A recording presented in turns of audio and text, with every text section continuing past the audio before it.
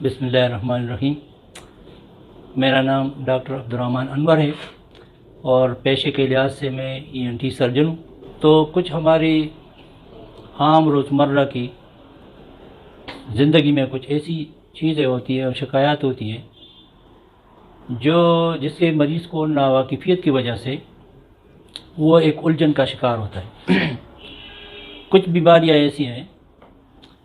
जिनके मतलब अगर मरीज़ को बर वक्त आगाही हो तो वो कम्प्लिकेशन की तरफ नहीं बढ़ेंगी और वो बर वक्त इसका इलाज कर सकेगा। कुछ मसाइल ऐसी है कि उसको बाज़ लोग वैसे बढ़ा चढ़ा कर एग्जरेट करके पेश करते हैं, हालांकि उनका इलाज आसान होता है, वो घर पे भी कर सकता है। और कुछ ऐसे मौक़े या हालात होते हैं कि वहाँ पर मुस्तनद और स्पेशलिस्ट डॉक्टर से मुस्तफ़ीद होना या उससे कंसल्ट करना आम मरीज़ के लिए मुश्किल होता है। आज का जो मौजू है वो कान में मेल या वैक्स का है, क्योंकि ये एक इतनी कॉमन डिजीज़ या प्रॉब्लम हम इसको कह दें कि हर एक बंदे को इसका सामना करना होता है। बाज़ औक़ात ये कुछ तकलीफ़ किस्म की सूरत इख्तियार कर लेते हैं तो फिर मरीज़ को खामख़ा स्पेशलिस्ट या डॉक्टर के पास आना होता है। कुछ लोग इससे इतने एम्बेरस होते हैं कि कान में मेल क्यों बना, या अगर ये बन रहा है तो शायद मेरी पर्सनैलिटी पर इसका इफ़ेक्ट है, तो वो उसको थोड़ा सा सीरियस ले लेते हैं। बेसिकली कान का जो मेल है जिसको वैक्स या अपनी ज़बान में सीरोमिन कहते हैं, ये जिस तरह हमारे जल्द के ऊपर पसीने के छोटे छोटे हदूद होते हैं, इस तरह कान का जो बैरूनी वाला कान है, जो कान का नाली है, उसके स्किन में छोटे छोटे हदूद होते हैं जिसको हम सीरोमिनियस ग्लैंड्स कहते हैं, और ये उसकी रतूबत या सिक्रीशन होती है।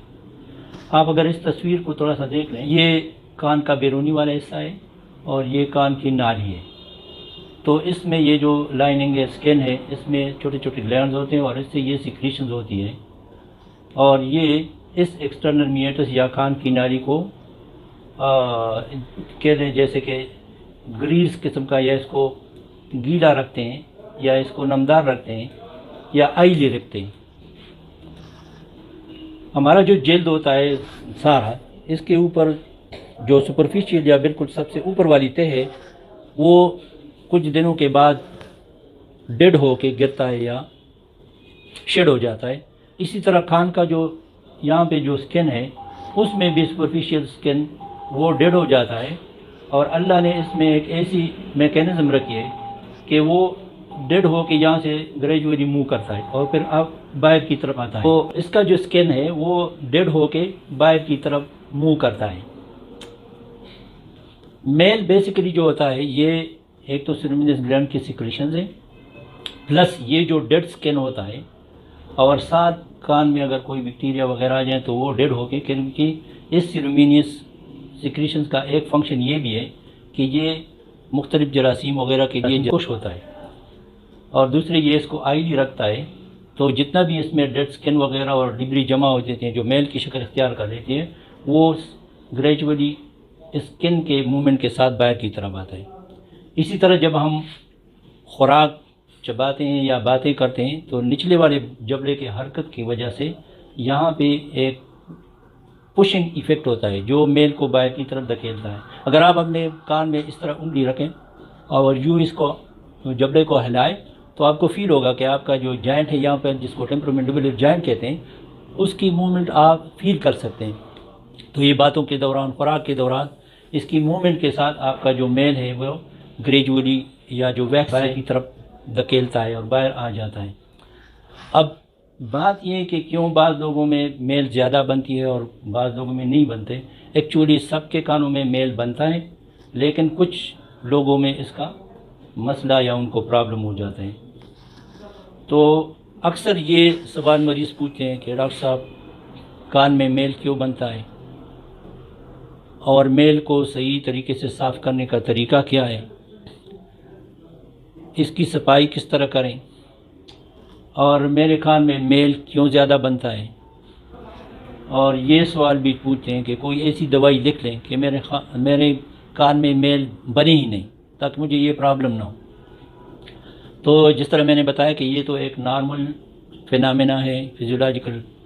سیکریشنز ہے، لیکن بعض لوگوں میں وہ زیادہ بن کے خشک ہو کے کان میں تکلیف کا باعث بنتے ہیں۔ اچھا، جو دوسرا سوال اکثر مریض یا عام لوگ پوچھتے ہیں کہ ڈاکٹر صاحب کتنے مدت کے بعد کان کی صفائی ہونی چاہیے؟ جیسے میں نے پہلے بتایا کہ یہ تو ہر ایک انسان کے کان میں ایک نیچرل فینامنا ہے، اور ویکس بنتا بھی ہے اور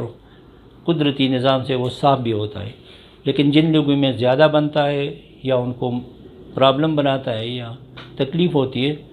تو ان کے لیے پھر صفائی مطلب ڈاکٹر سے پھر کرنی چاہیے، لیکن اس کے لیے کوئی خاص مدت یا وہ نہیں ہے کہ کتنی مدت پر ہونی چاہیے۔ میرا اپنا مشورہ یہ ہے کہ جن لوگوں کو زیادہ یہ تکلیف ہوتی ہے اور میل زیادہ بنتا ہے اور ان کو سنائی میں اور اس میں مسئلہ بنتا ہے تو کم از کم ہر 6 مہینے بعد مستند ڈاکٹر سے اس کو معائنہ کر کے آپ صفائی کر سکتے ہیں۔ ویسے اگر آپ کی اسپیشلسٹ تک رسائی زیادہ ممکن نہ ہو یا کسی ایسے علاقے میں آپ رہتے ہیں کہ وہاں پہ ہر وقت اسپیشلسٹ کے ساتھ کنسلٹ کرنا مشکل ہو، تو اس کے لیے پھر آسان طریقہ یہ ہے کہ کان میں آپ میل کو نرم کرنے والی دوائی ڈال دیں جو عام میڈیکل سٹور پہ مل سکتا ہے، جس کو ہم گلیسرین کہتے ہیں۔ یہ ایک کمبینیشن ہوتی ہے اور مطلب بنایا آپ کو مل جاتا ہے، تو اس کی ایک خاص مقدار ہوتی ہے۔ کم از کم آپ نے 5 دن 5 قطرے ہر 5-6 گھنٹے کے بعد کان میں ڈالنے سے وہ نرم ہو جاتا ہے، اور پھر آسانی سے آپ خود یا کسی اور کی ہیلپ سے اس کو صاف یا وہ دور کر سکتے ہیں۔ اسی طرح اگر سوڈا گلیسرین اویلیبل نہ ہو یا آپ کو اس کی الرجی ہو رہی ہو تو اس کا الٹرنیٹیو یہ ہے کہ آپ اس میں بادام کا تیل جو روغن بادام کی شکل میں شاید ملتا ہے وہ آپ ڈال سکتے ہیں، یا لیکوڈ پیرافین کو آپ استعمال کر سکتے ہیں، تو اس سے بھی میل صاف ہو جاتا ہے، اور پھر آپ اس کو ڈاکٹر سے یا خود بھی آرام سے یا طریقے سے صاف کر سکتے ہیں۔ تو جن لوگوں میں ویکس زیادہ ہوتا ہے یا مطلب مسئلہ پیدا کرتا ہے یا اس کو تکلیف ہو جاتی ہے، ان میں یا تو یہ ہوتا ہے کہ جو کان کی نالی ہے یا ایکسٹرنل میٹس ہے اس کی پیدائشی طور پر اس کی ساخت ایسی ہوتی ہے کہ وہ ویکس کو مطلب آسانی سے وہ باہر کی طرف پش نہیں ہو سکتا۔ دوسری بات یہ ہے کہ یا تو اس کے سکن میں جو ایکسٹرنل میٹس کا سکن ہے اس میں کوئی ایسی ڈیزیز ہے کہ مطلب اس میں ڈیڈ سکن زیادہ بنتا ہے، یا اس میں ہائپر سیکریشن یعنی نارمل سے زیادہ رطوبت بنتی ہے، یا اس کو الرجی ہے تو اس حالت میں بھی یہاں پہ رطوبت زیادہ بنتی ہے۔ اور میل چونکہ اس سیرومینیس گلینڈ کی جو سیکریشنز ہے یا رطوبت ہے وہ ساتھ ڈیڈ سکن اور ڈیڈ بیکٹیریا اور کچھ انوائرمنٹ سے گرد وغیرہ بھی ہو سکتا ہے، تو وہ سارا مل کے اس ویکس کو بناتے ہیں۔ اگر وہ ان ٹائم باہر کی طرف نہ آئے تو وہ وتھ پیسج آف ٹائم خشک ہو جاتا ہے اور زیادہ جمع ہو کے کان کو بند کر لیتا ہے۔ اب مریض کو کیا کیا تکلیف ہو سکتی ہے؟ نمبر 1 تو یہ ہے کہ اگر وہ زیادہ پلگ بنے تو کان میں بہرا پن یا سنائی صحیح نہیں دیتا۔ نمبر 2 یہ ہوتا ہے کہ اس کے ساتھ چونکہ جو سکن ہے اور میٹس ہے جو نالی ہے اس کے اوپر پریشر پڑتا ہے تو درد کی تکلیف بھی ہو سکتی ہے۔ نمبر 3 یہ ہے کہ اس میں ایریٹیشن یعنی خارش ہو سکتی ہے، ساتھ بعض مریضوں کو تھوڑے سے چکر بھی آتے ہیں اور ساتھ متلی بھی ہو سکتی ہے۔ اس طرح بعض مریضوں میں چکر یعنی گڈینس وہ بھی ہو سکتا ہے۔ تو یہ ڈیپینڈ کرتا ہے کہ بعض لوگوں میں کبھی کبھی کانسی کی شکایت بھی ہو جائے، حالانکہ اس کے کان میں سمپل ویکس ہوتا ہے جو بعض نرو پہ پریشر ڈال کے اس میں کانسی کی شکل اختیار کر لیتی ہے۔ تو یہ اس کی عمومی علامات ہے کہ کان میں ویکس کی علامات کیا ہوتی ہیں اور کیا کیا تکلیف ہو سکتے ہیں۔ اچھا، میجارٹی لوگ ہمارے پاس اس طرح آتے ہیں کہ جی کان میں پانی چلا گیا ہے۔ یہ اگرچہ بات غلط نہیں ہے لیکن اس کا تاثر ایک غلط ہے اور اس کو ایکسپلین ہونا چاہیے